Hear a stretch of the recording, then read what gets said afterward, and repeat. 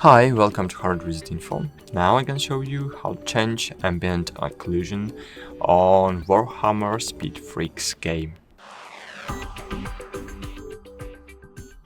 So to do that, first you should open Settings. Afterwards, find here in Graphics, find Ambient Occlusion. So scroll down, it's here.